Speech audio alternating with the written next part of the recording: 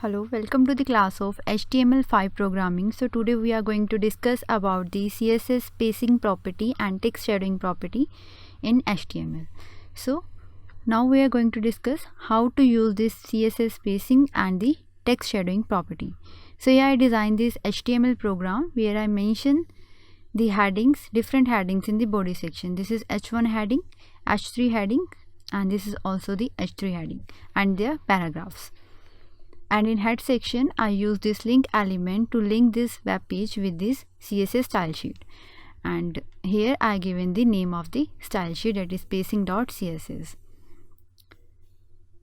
So this is the CSS style sheet where we use these different properties, spacing properties and the text shadowing properties. So now go to the HTML program and go to run and launch in Chrome. So this web page will appear like this in the browser.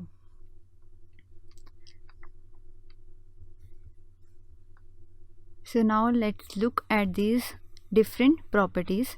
So this first one is the word spacing property. So this property is used to configure the space between the words. So like here, this is set to the H1 heading, that is for this. So the space between these two words, tel, global, these two words, here I set the space to the -10 pixel.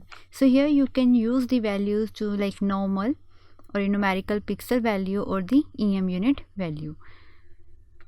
So if you change the value here, like here I am mentioning -100 pixel. So save the program and let's see the changes in the browser. Refresh it. So now you can see the space between these two words reduces because here I have used the negative sign. If you put here positive sign, the space between these two words become wider. So let's set to the normal value, refresh it and save it and refresh it. Next property is the latter spacing property. So this property is used to configure the space between the text character. So like the space between these two, TELCOME. So the space between these letters. So here I set the value to the 10 pixel. You can change the value, like here you can mention it 50 pixel and save it and refresh it. So now you can see that the space between these letters become wider. So if you want to reduce the value, you can put here negative sign and the less value. So refresh it and you can see this. So set it to the normal value, 10 pixel, save it and refresh it. The next property is white space spacing property. So this white space property is used to specify the way that white space is displayed by the browser. So the value for this white space property is like normal, now wrap and the previous value. So if here I write it as the normal to display the white space between the text as normal. If I write here the value as now wrap and save the program and refresh the browser. So now you can see that this tel, global, the complete text will be come in a one line. So text will not wrap to the next line, it will come in the single line by using this now wrap value with white space. The next value is the pre. So this pre value preserve all white space in the browser display. Like here I set the pre and save it and refresh it. So it will preserve all the white space between this that display in the browser display. So next property is for the text shadow property. First of all, change it to the normal value, normal, and now save it and refresh it. Now let's talk about this property, text shadow property. So this property adds depth and dimension to the text that displayed on the web page.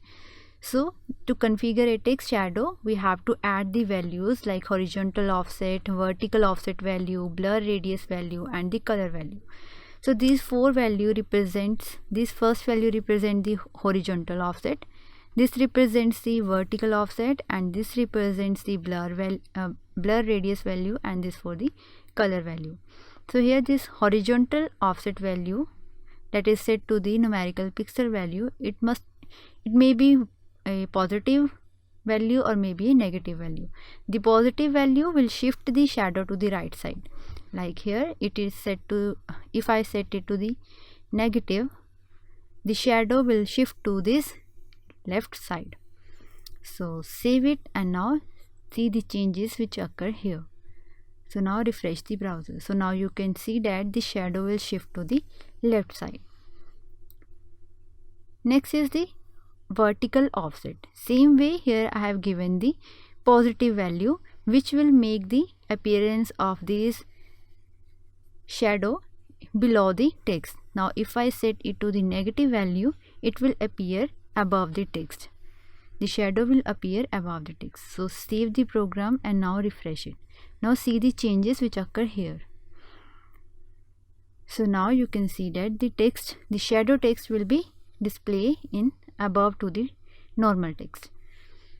Next, the next value is that is set to 9 pixel for the blur radius. So if you set this to the 0 value, 0 pixel, and save it and refresh the browser. So now here you can see that the sharp shadow will display here with this text. So if you set the higher value, like here I set the 7 pixel, save it, and so now you can see that it comes to the blur form. So if you want to take the sharp shadow, you can use here the low value, and if you want to get the blur image of this text, you can use the high value to the blur radius. Next is the color value. You have to give the color value for the text shadow in which you want to see the appearance of the shadow of this text. So here I set the blue color. So these are the different spacing and text shadow properties, and you can see that the changes which occur if we change the value of this different spacing property or the shading property. So this is all about the spacing and the text shading property in HTML. Thank you.